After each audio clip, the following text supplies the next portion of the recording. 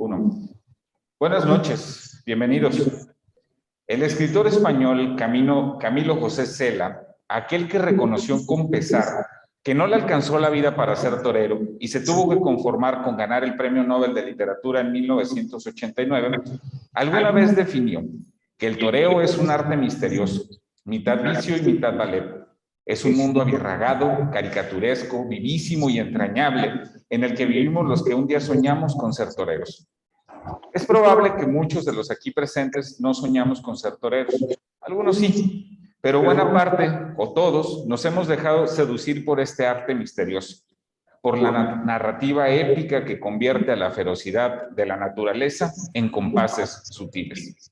En esta segunda jornada de la Semana Cultural Taurina, promovida por el Gobierno Municipal de Autlán, el Fomento Cultural Taurino, Tauromaquia Hispanoamericana, la empresa CC Toros y el patronato organizador del Carnaval Autlán, compartimos la emoción del encuentro en la alegría de promover la fiesta de los toros, tanto aquí en Autlán con los aficionados presentes, como a lo largo y ancho de la geografía taurina mundial, a través de la página Unidos por el Toro. Desde Autlán, nosotros, los que estamos aquí presentes en Casa Universitaria, les enviamos a nuestros amigos aficionados de Perú, Venezuela, Colombia, Ecuador, México, Estados Unidos, un cariñoso saludo y un gran aplauso.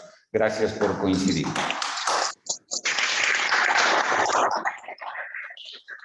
Y precisamente desde este hermoso escenario, que es la Casa Universitaria Antonio Alatorre Chávez, antigua sede de la Posada Corona, estamos muy contentos de presentar algunas personalidades que nos acompañan, que hacen más viva este encuentro y de la cual nos sentimos sumamente orgullosos. Quiero darle la bienvenida al funcionario público Esdras López Mundo, en representación del presidente municipal Gustavo Robles Martínez. Él, Esdras López, director de Cultura. Le doy también la bienvenida a don Oscar Ruiz Esparza, director de Fomento Cultural Tauromaquia Hispanoamericana. Agradezco la presencia de los señores José Luis Santana y Jesús Borbón, autoridades de la Plaza de Toros Alberto Batres.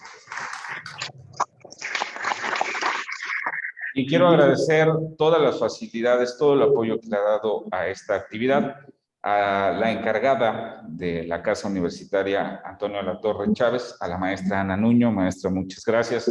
Un hermoso recinto, desde donde nos sentimos muy honrados y muy contentos de estar esta noche.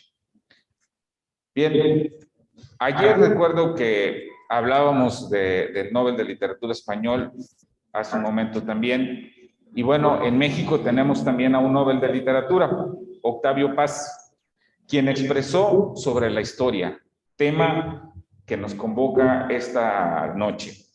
Él dijo, todo es presencia, todos los siglos son presente.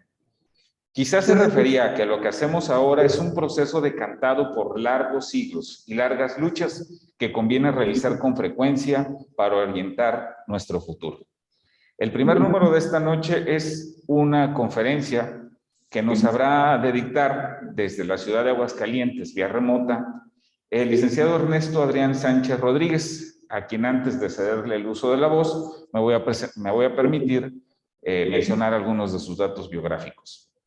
Ernesto Adrián Sánchez Rodríguez es licenciado en Historia por la Universidad Autónoma de Aguascalientes. Actualmente funge como director general de Desarrollo Cívico del Gobierno del Estado, donde también ha sido asesor histórico, productor y conductor de documentales de carácter histórico. Es también docente del bachillerato del Colegio Cristóbal Colón y tuvo experiencias en esta misma profesión en la Universidad Autónoma de Aguascalientes. En esta conferencia se revisará la estructura histórica de la fiesta de los toros desde sus orígenes hasta la llegada del toreo moderno. Aunado a ello, se revisará el enlace entre los orígenes del carnaval y los juegos táuricos. Toreros, actores históricos locales, el intercambio entre Europa y México, hasta la importancia que conlleva la fiesta de los toros en la organización de los carnavales desde la Nueva España y hasta nuestros días. Vamos a recibir con un fuerte aplauso al historiador Ernesto Adrián Sánchez Rodríguez.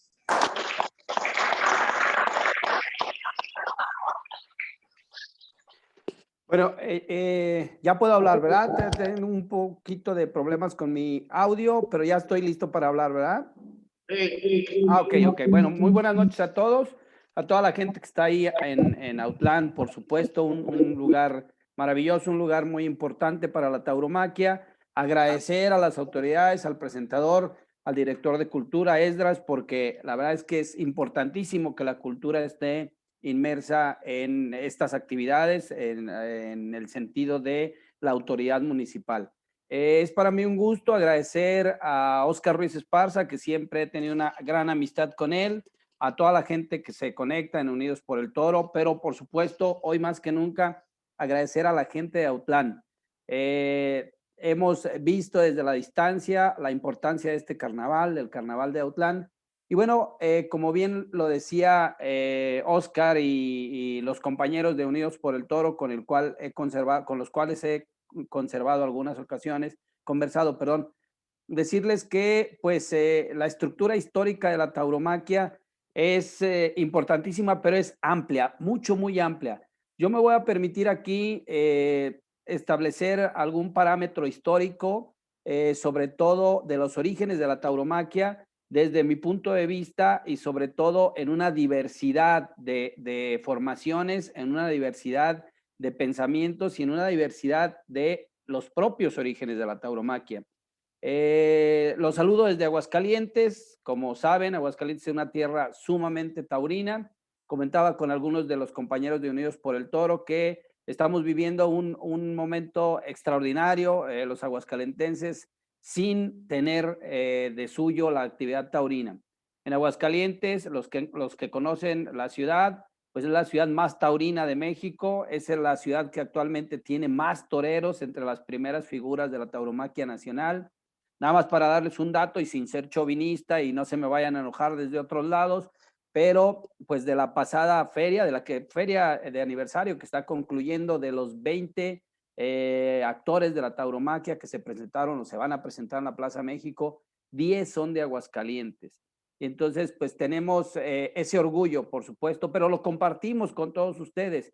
Y en Aguascalientes hemos vivido momentos históricos muy importantes de la tauromaquia, y esos momentos históricos nos han permitido tener diversas escuelas taurinas, de formaciones taurinas, como toreros como Arturo Saldívar, como Juan Pablo Sánchez, como Mario Aguilar, Dios lo tenga en paz, como el propio Luis David Adame, Leo Valadez. Y hoy me da mucho gusto compartir con ustedes pues el triunfo de Miguel Aguilar y de Diego Sánchez en la Plaza México, los dos alumnos de la Escuela Espectáculos Taurinos de México en su momento, que obviamente cobijaba Espectáculos Taurinos de México. Y en ese sentido decirles que les voy a compartir un poco las presentaciones que yo les hacía a ellos, a los muchachos, les hago a los muchachos toreros en cuanto al origen de la tauromaquia, a los orígenes diversos de la tauromaquia. Y ahorita se comentaba en la presentación sobre los grandes premios Nobel de literatura y la filosofía de Octavio Paz, que hablaba de esa historia. Yo creo que es muy importante vincular que nosotros como taurinos, y no solo los taurinos, los que no lo son, deben de saber la importancia de la tauromaquia en la evolución de la sociedad occidental. Esto es muy importante. ¿Por qué? Porque nosotros, los que somos taurinos, debemos de tener mucha estructura mental, muchas armas mentales, no para discutir con los antitaurinos, no para chocar con ellos, sino con mucho respeto para escucharlos y cultivarlos en el sentido de que ellos deben de saber qué papel ha jugado la tauromaquia a lo largo de la evolución de Occidente.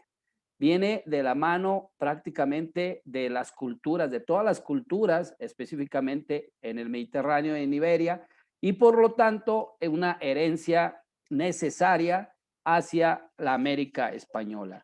Ahorita veo que hay gente de Colombia, de Ecuador, de Perú, de algunas partes. Hace poco tiempo tuve la oportunidad de estar en Uruguay, en Chile. Aún ahí, en esos países que hoy no vive tauromaquia, sigue desarrollándose ese enlace cultural histórico con España y por supuesto a través de los elementos que el mundo español dejó a América. Esos elementos, si ustedes me lo permiten, pudieran ser en este orden, así, en el orden jerárquico, es el lenguaje como tal, el lenguaje que nosotros manejamos, por supuesto, en una América española maravillosa, con diferentes elementos, pero que convive en una herencia española. El segundo elemento para mí sería la religión católica, y ahorita tocaremos un poco el origen de la tauromaquia con el origen de los carnavales, que luego no es tanto el origen. Y el tercer elemento tiene que ser la tauromaquia, no hay de otra, no encontramos, o al menos desde mi punto de vista, no he encontrado otro elemento más fuerte que la tauromaquia inmersa en todos los países de la América Española. Que hoy seamos 5 países en América que fomentamos la fiesta de los toros, esa es una cuestión de circunstancia, es una cuestión de incluso cuestiones políticas, de políticas públicas. Y me refiero, por ejemplo, a Cuba, que hasta 1957, 58, era un elemento extraordinario para la tauromaquia y que lamentablemente con la llegada de un sistema comunista, pues hay que quitar lo antiguo y hay que quitar, bueno, entre ellos la fiesta de los toros. ¿Sí? Chile mismo tuvo toros, Uruguay, Argentina, que no proliferaron, simple y llanamente fueron por elementos políticos.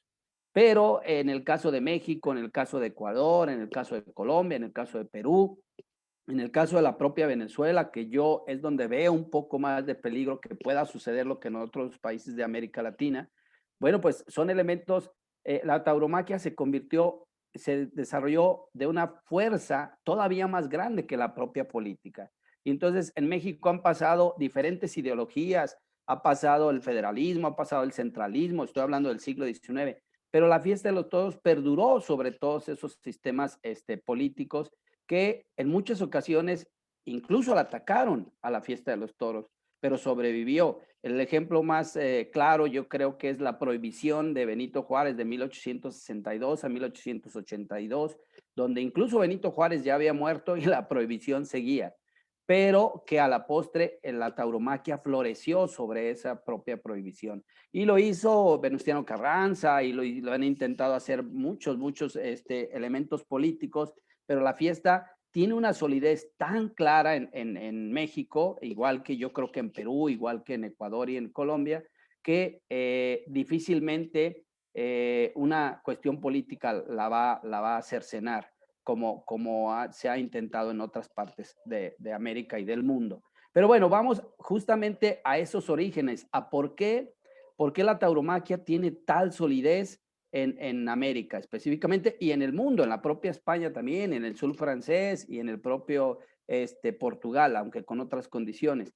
Decirles, hacerles una aclaración, si les digo muchachos, es que como estoy acostumbrado a dar clase en la preparatoria, de repente me sale decirles, oigan muchachos, pero bueno, que se sientan, la mayoría somos muchachos, por supuesto, pero si sale por ahí, bueno, pues ya lo decía el maestro Canito, del cual tengo la fortuna de tener la amistad con él y ustedes están viendo 3 cuadros del maestro Canito, dice que el corazón nunca se va a envejecer y menos en la tauromaquia, dice el maestro Canito. Entonces, si ustedes me permiten, yo voy a mostrarles algunas diapositivas que ya he mostrado en algunas otras conferencias, incluso con amigos Unidos por el Toro. Déjenme presentarles sí vemos una diapositiva, ¿no? Vemos una diapositiva que es el Mediterráneo como tal, ¿sí?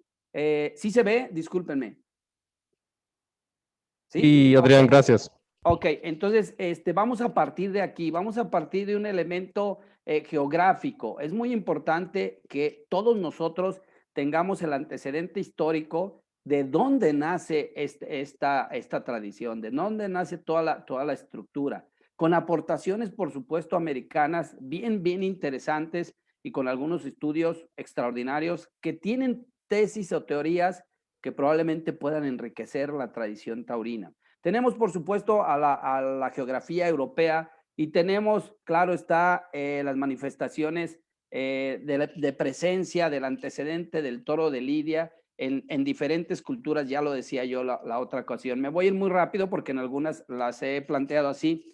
Y bueno, pues manifestaciones en contra en presencia de la o del antecedente taurino, pues existen muchísimos. O sea, y si un ejemplo de ellos es las cuevas de Altamira, de 13,000 años antes de Cristo, pero vamos a situarnos a las culturas que ya le dieron forma de una veneración hacia la tauromaquia, ¿sí? Y yo creo que Mesopotamia, 5.000 años antes de Cristo, la propia cultura egipcia, también tenían ese elemento. Y aquí me voy a detener un poquito porque me quiero enfocar al famoso Apis, que era uno de las deidades del mundo egipcio, que ustedes seguramente conocen, y este toro, este antecedente del toro bravo, que también debemos decirle a los antitaurinos y a los que conocemos menos, que el toro de Lidia actual, el que nosotros vemos en las plazas de toros, pues es una evolución de la fiera, del toro del uro, del toro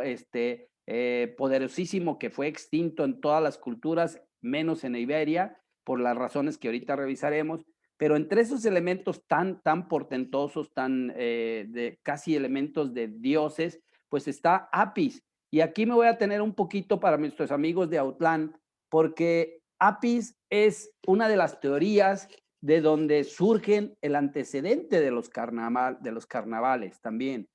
Hemos buscado en unas investigaciones de dónde vienen los carnavales y evidentemente el mundo cristiano nos dice pues que los carnavales son la época carnal, por eso se llaman carnavales, previo a la etapa de recogimiento, y bueno, vienen desde el jueves hasta el martes, donde hay un desenfreno, donde hay una cierta manera de libertades no adecuadas para el cristianismo, y luego llega ya el miércoles de ceniza para recogerse durante 40 días, que es la época de la cuaresma. Eso está bien documentado específicamente en el mundo cristiano, pero yo creemos, o más bien las investigaciones nos dicen que los carnavales tienen un origen previo al propio cristianismo y son culturas como por ejemplo la romana en la festividad de los Saturnales o la propia egipcia en otras actividades o la sumeria misma que ya establecen una especie de carnaval donde la gente había que divertirse, había que gozar, había que establecer esa alegría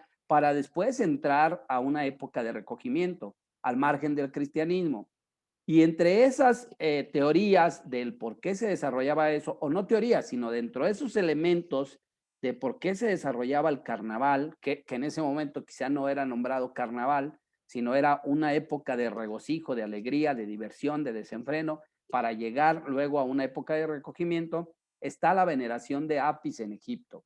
¿Sí? Entonces, de esta manera podemos vincular que los carnavales, como el que sucede hoy en Autlán, en una importancia maravillosa, como el que sucede en Jalos o con el que sucede en Veracruz o en Campeche, cada uno tiene su propia naturaleza, pero todos vienen de ese proceso, de un proceso de alegría para entrar a una época de recogimiento, pero en el caso de Egipto, una de las teorías para desarrollar el carnaval, pues era la veneración a Apis, el dios táurico, el dios que por supuesto tiene que estar vinculado con el uro, que es un antecedente del toro de Lidia, y que a final de cuentas el toro de Lidia fue preservado por España o por Iberia para establecer obviamente el entrenamiento para la guerra. Y entonces, en ese sentido, culturas como Grecia, que también nos establece el Minotauro, que también nos establece todos los elementos, o la propia Roma, donde hay en los coliseos, en los espectáculos de los diversos emperadores, bueno, pues también está la presencia del toro bravo, del uro, del antecedente del toro, que incluso dominaba a fieras como los leones, como los tigres, y de ahí vienen términos, o se supone que vienen términos, por ejemplo, como el bull terrier, el bulldog, ese tipo de perros que luchaban o peleaban contra los toros bravos. Dando pasos agigantados en la historia, pues nos tenemos que necesariamente que encontrar con la Edad Media. La Edad Media, que es un periodo que va del 325 aproximadamente hasta el 1400, 1300 y tantos, donde el humanismo despierta y luego ya viene el renacimiento artístico y viene toda la revolución copernicana y vienen todos estos elementos históricos. En este gran periodo, por supuesto que se va a desarrollar la evolución hacia el toreo moderno. Hacia el toreo moderno, ¿por qué? Porque como ustedes perfectamente saben, y bueno, si no lo saben, lo podemos revisar, en el año 711 de nuestra era, el mundo árabe va a entrar justamente a la península ibérica. Aquí vemos en una diapositiva cómo los árabes penetran a partir del 711, penetran hacia lo que es hoy el territorio español, y bueno, viene esa guerra durante 800 años entre el mundo árabe y el mundo cristiano. Y eso va a determinar justamente que esta región, y nada más esta región, preserve el antiguo Uro y lo vaya transformando hacia lo que es el toro de Lidia actual. Obviamente con sus evoluciones. ¿Cuáles son esas evoluciones? De la fiereza del toro antiguo hacia una moldeabilidad del toro actual. ¿Para qué? Como bien lo dijo el presentador, para crear arte. Y entonces cuando nosotros vemos las primeras generaciones de toreros profesionales, pues eran sumamente complicados, dar una tanda de muletazos o hacer lancear a la Verónica. No, era la embestida totalmente áspera. Desde aquel entonces, desde el siglo VIII hasta nuestra era, el Uro se ha transformado en lo que es el toro de Lidia. Por supuesto, siempre conservando la bravura, siempre conservando ese peligro natural que tiene el toro de Lidia, y que muchos antitaurinos o gente que no conoce la tauromaquia cree que es un toro como cualquier otro, que es un toro como el de leche, como el de carne. No, hay que explicarle a la gente esa naturaleza de la especie. Bueno, yo creo que para el año 1492 es una estructura maravillosa, histórica, importantísima, que se dan estos tres acontecimientos. En 1492 se da la unificación de Castilla y Aragón en lo que es el territorio español, se da la expulsión del último reducto moro y se da el descubrimiento de América, que a final de cuentas es nuestra herencia. Voy a dejar de compartir, déjenme ver dónde dejo de compartir, porque quiero mostrarles otras diapositivas, pero bueno, mientras lo arreglo, decirles que esa transformación, por supuesto, José Alameda, Pepe Alameda, nos dice que es el origen bélico de la tauromaquia, es decir, el enfrentamiento entre el árabe y el cristiano va a determinar ese ejercicio para la guerra, y por 800 años, pues convergieron tanto el árabe como el cristiano para llegar justamente a lo que es los Juegos Táuricos. Después de la expulsión de los árabes, déjenme ver, permítanme nada más un segundo, esta es la clase. ¿Están viendo una diapositiva? Discúlpenme. No, Adrián, ya la retiré. Ok. Quisiera colocar otra, no sé si me puedas ayudar o yo lo hago o cómo le... Desde tu computadora, por favor, Adrián, ya tienes el permiso. Desde mi computadora, déjame ver, discúlpenme que me perdí un poquito, es esta y esta que está aquí. Ok, les quería mostrar esta otra diapositiva, ahora sí están viendo otra diapositiva. Este es un elemento muy importante. Seguramente ustedes han escuchado hablar de la magnífica obra de Miguel de Cervantes Saavedra, que es Don Quijote de la Mancha.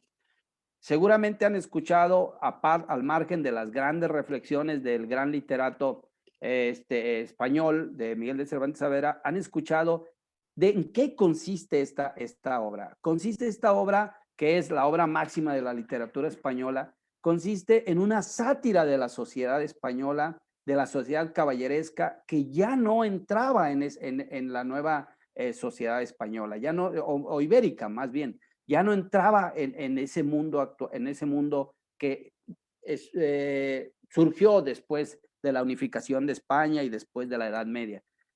Yo quiero comentar que desde mi punto de vista, los toros son la antítesis de don Miguel de Cervantes Saavedra. ¿Por qué? Porque los toros se sigue conservando ese heroísmo, esa capacidad de dominar a la naturaleza, esa capacidad de ser el centro del universo, esa gran capacidad que se tiene. Y así como los grandes caballeros en la Edad Media fueron el centro del mundo conocido, la fiesta de toros se convierte justamente en eso, o los Juegos Táuricos se convierten el hombre como centro de ese universo. Y eso nos va a llevar definitivamente al margen de los juegos lúdicos, de hacerlo por diversión, porque ya la guerra se había terminado con los árabes, porque ya los habían expulsado. Bueno, pues estos juegos lúdicos van a mantenerse entre la realeza española, a tal grado que con la llegada de los Borbones en 1700, los Borbones quitan el toreo caballeresco y establecen el toreo de a pie. Y ahí nace el toreo moderno, como nosotros lo conocemos. El toreo moderno, este señor que ustedes están viendo es Felipe V, el famoso duque de Anjou, que venía de Francia y después de la guerra de sucesión se instaló en España, ya una España bien estructurada, que tenía 200 años dominada por los Habsburgo, y que había que quitar el status quo, había que quitar lo establecido, y eso establecido en la tauromaquia era el toreo caballeresco, y había que impulsar algo diferente, y eso diferente fue el toreo de a pie, y ahí nace el toreo moderno para muchos historiadores, yo comparto esa idea, pero al margen de surgir el toreo moderno, también surge en el mundo una manifestación antropocéntrica, una manifestación en la cual el hombre, ¿sí?, deja de tener el teocentrismo, Dios como centro del universo, y se convierte en un antropocentrismo, el hombre como centro del universo. Hay un gran estudio de un historiador francés de la Escuela de los Anales que se llama Carlo Gisburg, que habla de un libro que se llama El queso y los gusanos, en donde el hombre, el queso se echaba a perder y era voluntad de Dios. Conforme pasa la transformación del teocentrismo al antropocentrismo, o sea, de Dios decide las cosas al hombre decide las cosas, ese queso va transformándose hasta deshidratarlo y conservarlo por muchos años.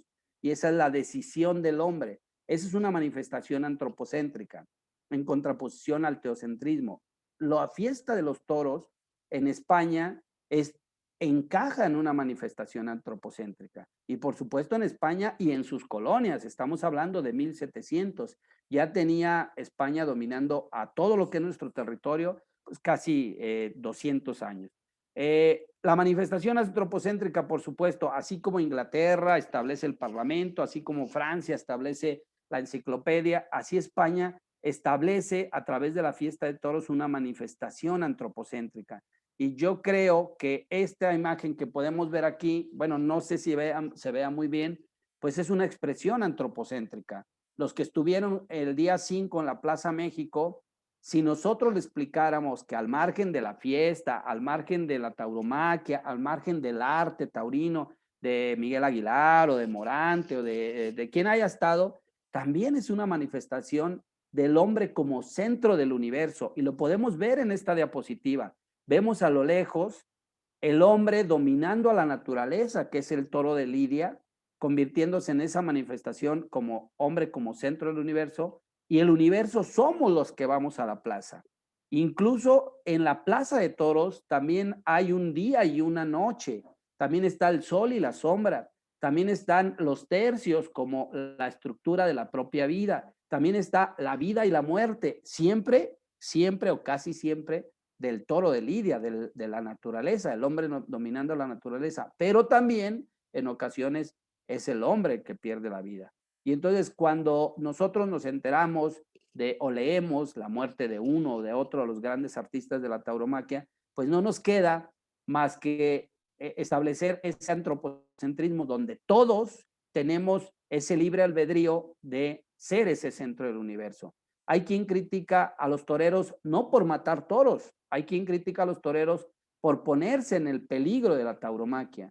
Y en ese sentido le diremos, pues es como si le dijéramos nosotros al piloto de Fórmula 1, ¿sabes qué? ¿Por qué te subes a un carro? O le dijéramos al que se sube a arreglar un poste, ¿por qué te subes allá? Pues ese libre albedrío que tiene, y eso es lo que nos deja la tauromaquia, al margen de muchísimas cosas más, muchísimas, como por ejemplo estas, que son la transformación de las primeras escuelas taurinas, de las primeras formas de ver los toros, que en Ronda pues son los Romero, estos son los Romero, entre ellos Pedro Romero, que se dice que mató 5,500 toros sin que lo lesionara a nadie, obviamente no era la tauromaquia que es hoy, pero que fue apoyado incluso por el propio Felipe V y específicamente esta escuela también, que es la escuela sevillana, con Joaquín Rodríguez Costillares, que es uno de los elementos muy importantes y que inició la transformación de los elementos estéticos en la tauromaquia.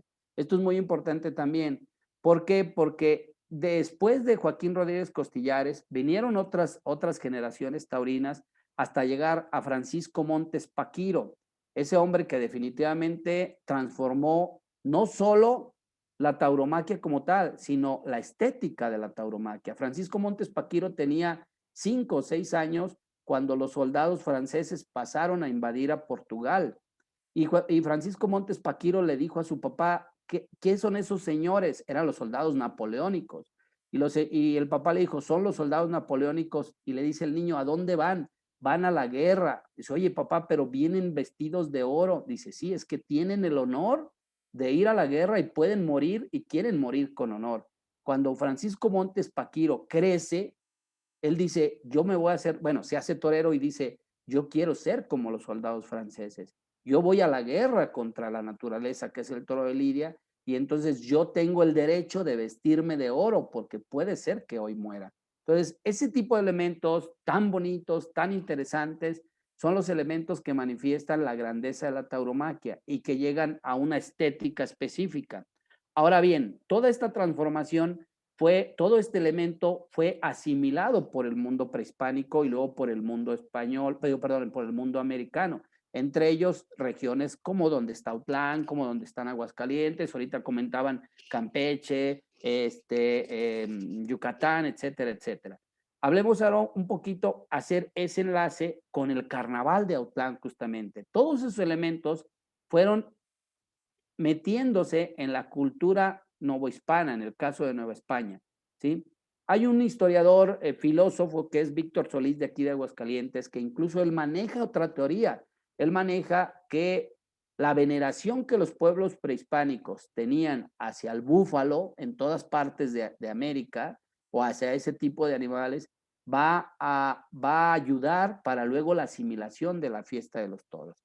Sea o no lo sea, quién sabe, la verdad es que son teorías que se manejan. Lo cierto es que después de la independencia de México, grandes regiones fueron asimilando la tauromaquia por varias razones. Una de ellas es justamente la celebración de carnavales, de festividades, donde es toda alegría, es toda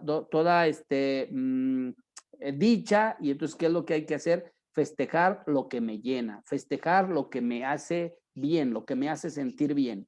Y entonces así surge aparecer, según he investigado en 1831, por ahí ese año, aparece una persona en Autlán donde dice, yo quiero celebrar 10 corridas de toros para dar inicio justamente a estos días de alegría, para después venir el recogimiento con el miércoles de ceniza. Y entonces creo, al menos que la gente que está ahí en Autlán, que me diga si estoy equivocado, por supuesto. Es un señor que se apellidaba Mordueño, yo he investigado eso desde acá, y me dicen que él se pidió permiso a la autoridad de 1831 para hacer 10 corridas de toros en Autlán e iniciar de esa manera esta tradición tan bonita que es el carnaval de Autlán. Entonces, a mí me gustaría decirle a la gente de Autlán y a la gente que nos está escuchando que la fiesta de toros fue determinante para el festejo tan importante que tienen hoy, que es el carnaval. Como lo es en Jalos también. Si nosotros no podemos concebir el carnaval de Jalos sin concebir las corridas de toros, ¿sí? Y en ese sentido, pues tendré que parafrasear yo a José Ortega y Gasset cuando dice que no se puede entender cabalmente la historia de España sin entender la historia de las corridas de toros. Y entonces yo tendré que decir, no se puede entender la historia de los carnavales en Autlán sin entender la historia de la tauromaquia en México. Y esa historia comienza definitivamente con la llegada de los españoles. O sea, a poco tiempo de la llegada de los españoles ya se desarrollan corridas de toros. De tal manera que en Autlán, igual que en otras partes, la tauromaquia es esencial para ese desarrollo, por supuesto. Grandes toreros han venido a Autlán. Nosotros conocemos los últimos tiempos. Hará falta, por supuesto, un estudio concienzudo, importante, para revisar la historia del libro de la tauromaquia en Autlán y revisar qué artistas a partir de 1831 estuvieron en Autlán. Pero sin embargo, si nosotros vamos desde un panorama nacional, general más bien, bueno, general y nacional, nos encontramos, por ejemplo, que coincidencialmente, casi en la época del inicio de los carnavales, viene la figura de Bernardo Gaviño, un torero vallisoletano que viene en 1835 a América y que comienza a desarrollar una escuela literal en toda la República Mexicana, en toda en la República Mexicana o México, y por qué no decir que estuvo en Autlán, probablemente Bernardo Gaviño, probablemente, no sé, si el propio Ponciano Díaz, probablemente Manuel Lavín, Esparterito, o sea, esos grandes artistas que yo me he encontrado en Aguascalientes, en los archivos de Aguascalientes, y que si nosotros revisamos la Feria de Aguascalientes en 1840-50, pues debió de haber sido muy similar a los carnavales de Autlán y de Jalos y de todos los demás festividades. De tal manera que yo creo que el origen de los artistas españoles se desarrolló necesariamente, más bien los artistas españoles necesariamente fueron a Autlán. Habrá que revisar ya en los archivos si existe esa memoria histórica para hacer un hilo conductor de quienes estuvieran ahí. Pero sin embargo, pues sí encontramos ya en la época de plata, que dice González Fischer en su libro Tocados por los Duendes, a toreros como Antonio Velázquez, como Rafael Rodríguez, como Jesús Córdoba, como Juan Silvetti Reynoso, como Fernando de los Reyes el Callao, como Humberto Moro, como Alfredo Leal Curi, como todos ellos que siguieron a la época de oro del toreo en México, ya los encontramos en las festividades de Autlán. Y por supuesto, más tardíamente, pues a todos los artistas. Entonces, pues a mí me gustaría quedarnos nada más con esto, que Autlán tiene como origen definitivamente el sector taurino y que nosotros como taurinos tenemos que meternos un poco la historia desde cualquier enfoque, desde cualquier punto de vista, para revisar lo que es justamente ese proceso que es un hilo conductor entre la tauromaquia y la evolución, no de Autlán, sino de la sociedad en general en nuestro país. Tenemos una currícula, o más bien programas de Historia Universal, Historia de México e Historia de Aguascalientes, de la tauromaquia. Ojalá un día se pueda hacer la historia de Autlán, la historia de Guadalajara, la historia de León, la historia de Yucatán, la historia de Campeche, para, como se establece en la Escuela Francesa de Historia, desde lo particular, hacer una gran historia general de la tauromaquia. Yo creo que nada más baste decir que esos cabos sueltos que existen ahí, tenemos que referirlos constantemente para no defender la tauromaquia. Ya definitivamente la defensa de la tauromaquia está en el conocimiento de la propia tauromaquia. Entonces, cuando nosotros nos suscribimos a decir, he tenido la oportunidad de estar en debates taurinos, antitaurinos, en una ocasión una chica me dice, es que su espectáculo es un elemento sanguinario. Entonces yo le dije, mira, número uno, no es mi espectáculo, es un espectáculo maravilloso que tiene más de 500 años. Le dije, y número dos, no es sanguinario. Nosotros no formamos a los toros y los acribillamos. Es sangriento probablemente, y es sangriento como tal, pero ¿cuál es el problema con la sangre? Que tú y yo no nacimos entre sangre, le dije yo. Entonces así como que se saca de onda. Entonces, en ese sentido, no es defendernos de los antitaurinos, es aprender la historia de la tauromaquia para saber nosotros los taurinos que la tauromaquia es un elemento sumamente antiguo, sumamente ancestral, sumamente importante, que genera muchísimas cosas y que se puede estudiar, es como la medicina, se puede estudiar desde diferentes enfoques, sin duda. Me gustaría seguir platicando, pero el tiempo se va rapidísimo, ya son 10 para las 9. No sé si tengan alguna pregunta, alguna duda, o no sé cuál sea la dinámica.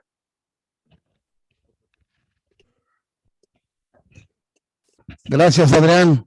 Muy bien. Otra vez, Adrián, muchísimas gracias. Pues yo creo que antes que nada le merece un aplauso y su reconocimiento por tan valiosa información. Muchísimas gracias, Adrián. ¿Sí nos escuchas? Sí, sí, sí. Ah, perfecto.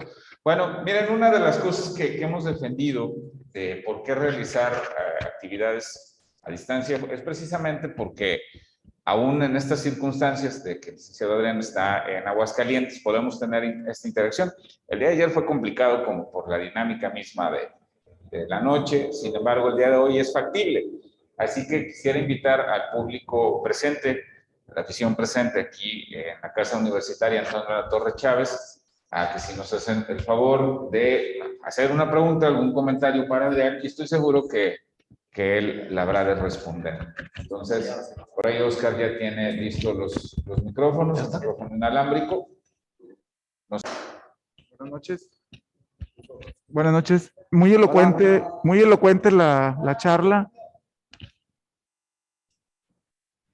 Buenas noches. ¿Ya? A ver, lo probamos. Este es muy moderno para mí. Ahí vamos, ¿eh? Estas cosas siempre pasan, entonces... ahí Andan van los duendes aquí. protagonistas. Ustedes saben. Buenas noches. Muy elocuente la plática, nos lleva de la mano en la historia de la tauromaquia. Una pregunta para no ahondar. En 1831 iniciaron este tipo de eventos en Autlán y en 1930 y tantos se consolida ya la fiesta brava en Autlán. ¿Pudiera ahondar sobre esto? Gracias. Sí, claro, sobre todo, mira, en 1831 tengo entendido, según lo poco que he estudiado, se establece el principio del carnaval y surge justamente con la celebración o el permiso de 10 corridas de toros. Yo creo que ustedes, no sé cuál sea el gentilicio de las personas de Autlán, pero no la gente de Autlán, sino, más bien, no solo los taurinos, sino toda la gente de Autlán deberán rendirle un homenaje al señor Mordueño. No lo conozco, no tengo datos de su biografía. Lo único que encontré es que él organizó 10 corridas de toros y a partir de ahí surge el carnaval. También hay que distinguir aquí, la persona que nos preguntó, hay que distinguir no solo el elemento taurino, sino revisar todos los aspectos religiosos que existían en este México independiente a partir de 1831. Recordemos que en las primeras 3 constituciones de este país se establecía la religión católica como única y, por supuesto, el fomento de la misma. Recordar que, por ejemplo, se tenían únicamente un solo santo en México, que era San Felipe de Jesús, y que al festejarse el 5 de febrero estaba muy cerca de las festividades de la Cuaresma. En ese sentido, imaginemos para 1831 el impulso que tenía la fe religiosa en nuestro país, que sigue teniendo en las regiones salteñas, que sigue teniendo en muchas regiones, y que por supuesto la Cuaresma es uno de los elementos más importantes del mundo religioso, y entonces hay que darle importancia a lo previo de la Cuaresma. Por eso es el desarrollo de los grandes carnavales, cada uno con su estructura. Y por supuesto, para 1931 estamos hablando ya que estamos a 5 años de una consolidación de la época de oro del toreo en México. Recordemos que en 1936 se da el rompimiento, lo que conocemos como el boicot del miedo, y a partir de 1936 y hasta 1945 no vinieron toreros españoles, y los toreros mexicanos que estaban en España, como Armilla, como Lorenzo Garza, como El Soldado, como Alberto Valderas, que luego muere en el 40, y bueno, eso podemos hablar porque ustedes tienen su plaza que se llama Alberto Valderas, ¿sí?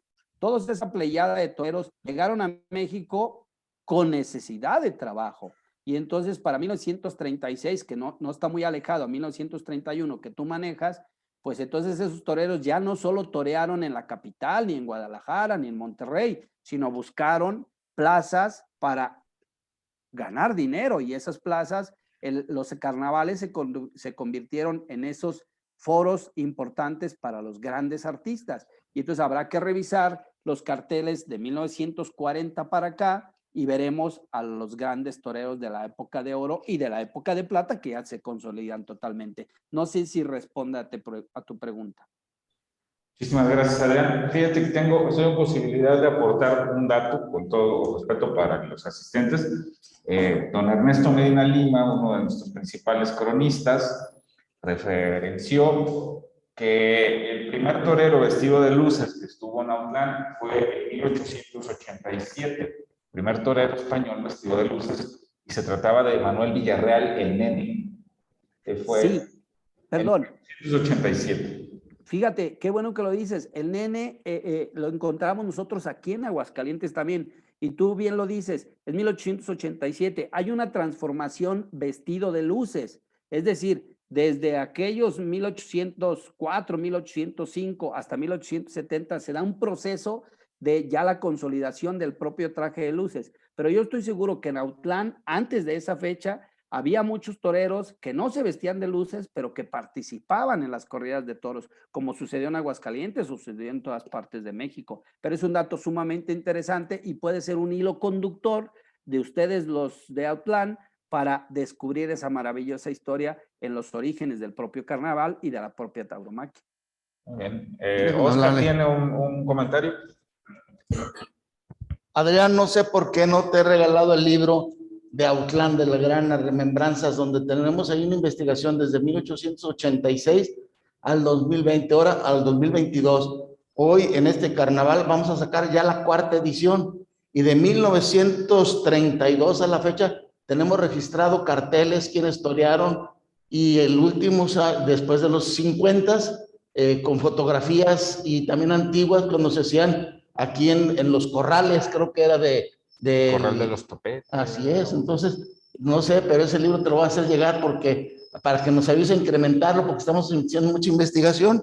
Incluso aquí en Autlán, hubo una señorita, Emma, hace también muchos años, hizo una revista de Autlán Taurino, donde viene mucha información que de allí hemos sacado para ese libro. Y ese libro que vamos a presentar ahora tiene 146 páginas, tamaño carta. Te lo voy a Oye, hacer Oscar, llegar. pues habría, no seas malito, mándamelo para revisar, pero yo creo que sí está pendiente entre la gente de Autlán hacer esa historia como la tenemos en Aguascalientes, por supuesto. Sí, ahora tú manejas 1886. Sí, tenemos Fíjate, un registro no estoy muy seguro porque yo no lo escribí. Enrique Rivas Joselito se encargó de hacer la investigación. sí, Ahorita no recuerdo muy bien, pero ahorita vamos a sacar la 4ª edición. Y pero eso, fíjate, Oscar, si me permites, sí. Benito Juárez prohibió la fiesta de 1862 a 1882 en la Ciudad de México. Él muere en 1872, un 18 de julio, pero esa prohibición en la Ciudad de México le hizo bien a la fiesta. ¿Por qué? Porque provocó que esos toreros que venían a hacer la América y los que ya estaban aquí, que también le daban en cierta manera la pelea a los toreros españoles, proliferaran por las provincias. Y entonces nosotros encontramos en esa época no solo toreros, sino plazas de toros que fomentaron mucho la tauromaquia. El Progreso de Guadalajara, la Plaza San Marcos de Aguascalientes, el Paseo de San Luis Potosí, la Renacimiento de Teocaltiche, todas esas plazas nacieron a la vera de esa proliferación de toreros en esos años que tú manejas, de 1882 a 1886, y que finalmente pues siguieron trabajando. Es decir, en la Ciudad de México les prohibían, pero seguían trabajando en el interior. Yo estoy seguro que Autlán fue parte importante de eso también. Hay una pregunta de Neftalí Montaño desde Perú y con él cerramos esta fase de preguntas y respuestas. Adelante.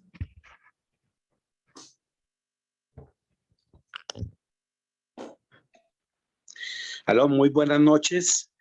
Felicitaciones por tan excelente conferencia. Un saludo muy cordial. Mi pregunta es la siguiente. Bueno, también a Oscar, a Ramiro Lomelin, aquí desde Bogotá, Colombia, un gran saludo para todos los hermanos de la ciudad de Autlán. Mi pregunta es la siguiente para el conferencista. Bueno, ya he escuchado mucho de lo que es la tradición taurina en México. Aquí como en Colombia hay dos plazas que son importantes, que es la Feria de Manizales, la Feria de Cali.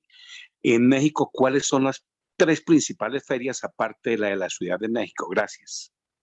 Bueno, mira, Neftalí, tengo la fortuna de conocer tanto Manizales como Cali. Son Gracias. maravillosas.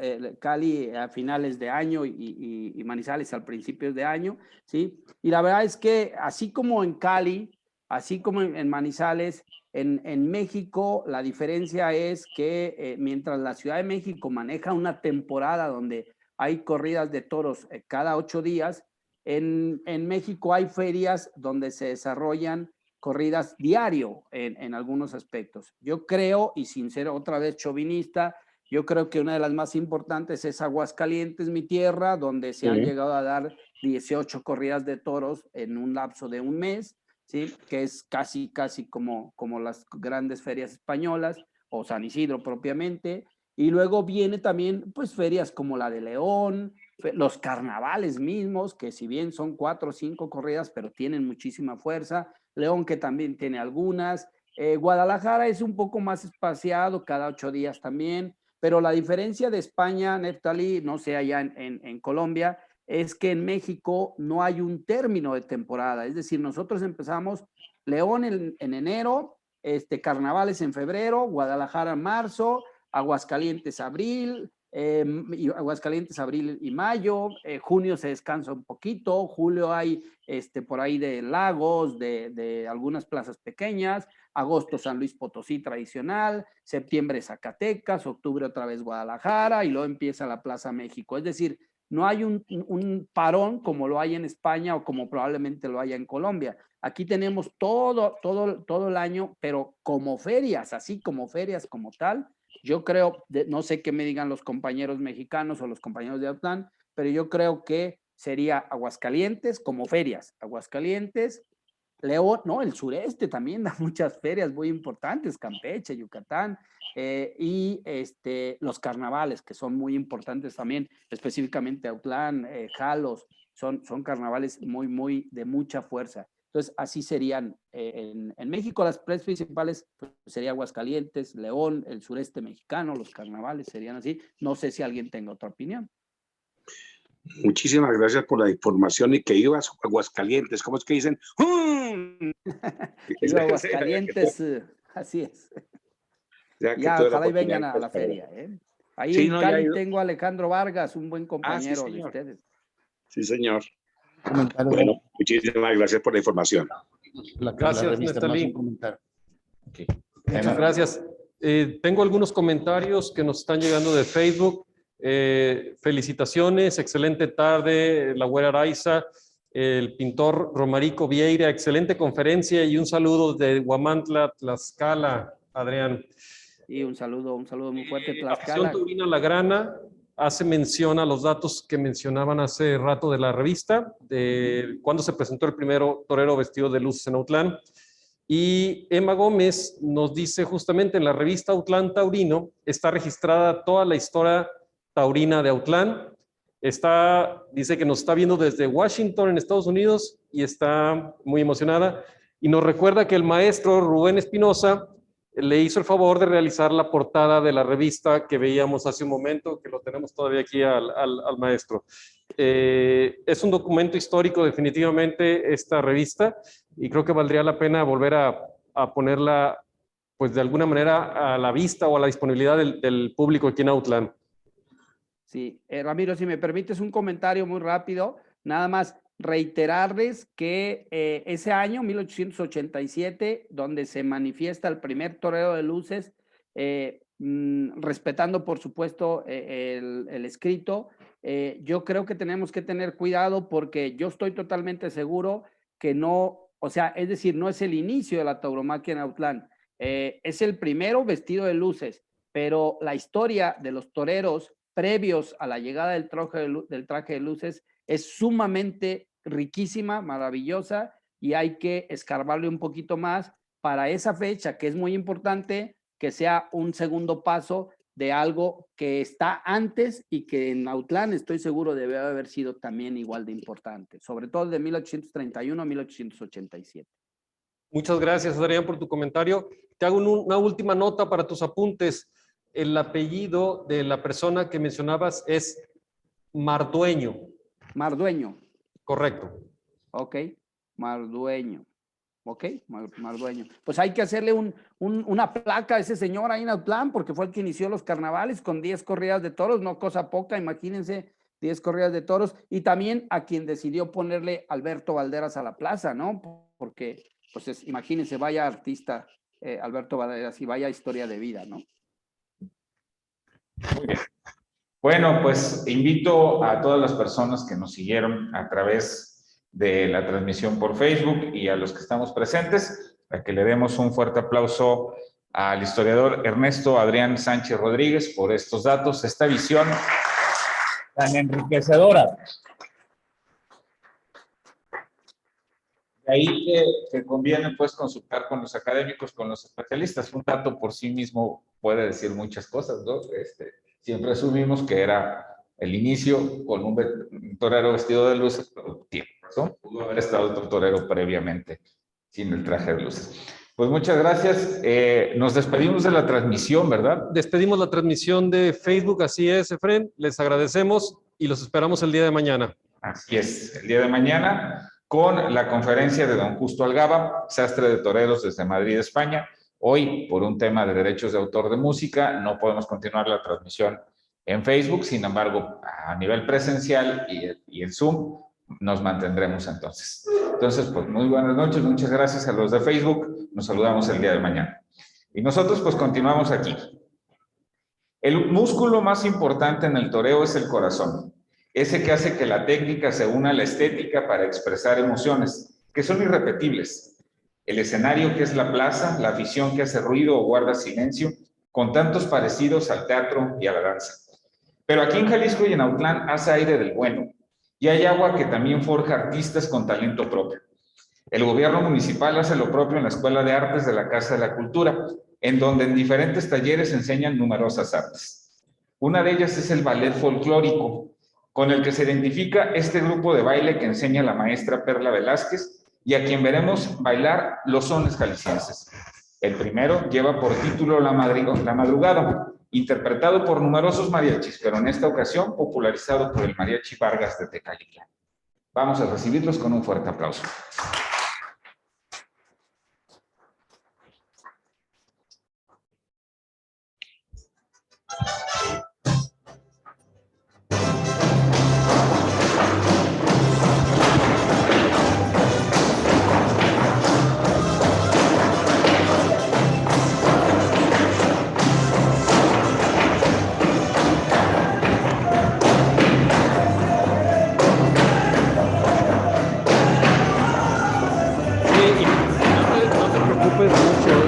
Ahí compramos algo, vamos a la Lox o alguna cosa así. Me acaba de hablar, le digo, no te preocupes. Correcto. Va, ahí te veo. Lo que decía el conferencista es bien cierto. Ponciano Díaz vivió en 1851, y antes de Ponciano ya había corridas de toros. La gente regional vestidos de charros o de hecho, Ponciano Díaz aquí toreaba vestido de charro. Muy interesante, muy interesante.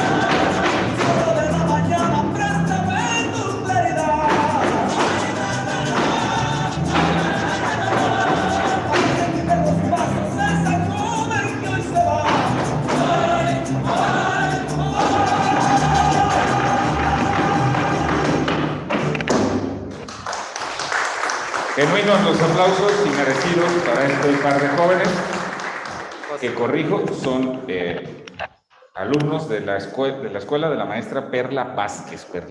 Muchas gracias. Bueno, la siguiente pieza que nos traen es el Son de la Negra, y quiero aprovechar para contarles algunos datos que me parecieron interesantes. Promovidos por el Instituto Nacional de Antropología e Historia, así que damos cierto crédito a ellos. Establecen que este popular son se compuso entre 1814 y 1821.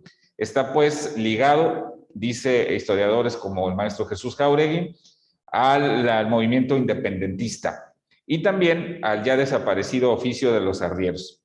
Cuando en el siglo XX los mariachis llegaron a la capital del país, integraban al son de la negra como una de las estrellas de su repertorio. Y bueno, los jóvenes del ballet folclórico de la Casa de la Cultura nos interpretan el son de la negra.